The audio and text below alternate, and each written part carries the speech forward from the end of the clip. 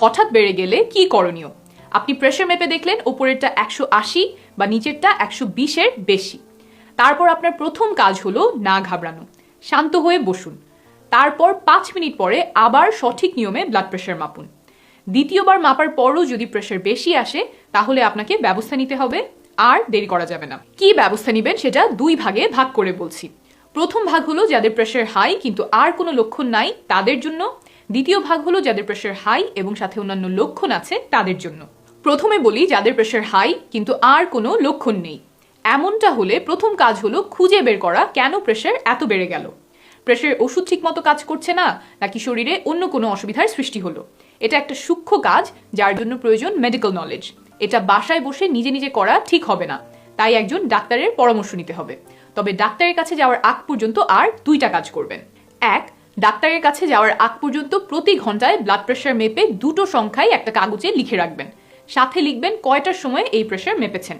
পরপর কয়েক ঘন্টা বা দিনে কয়েকবার মাপা প্রেশারের সংখ্যা দেখলে ডাক্তার বুঝতে পারবেন আপনার ব্লাড প্রেশারের অবস্থা কেমন। 2, আপনি ব্লাড প্রেশারের কি কি ওষুধ খান, কি পরিমাণে কোন সময়ে খান, কোন কোন বেলায় ওষুধ খেতে মিস করেছেন, সেই সব তথ্য আর কাগজপত্র একত্রে করবেন। অন্য কোনো ওষুধ খেয়ে থাকলে সেটা হোমিওপ্যাথি হোক আর ভেষজ ওষুধ হোক সেগুলোও সাথে করে নিয়ে যাবেন।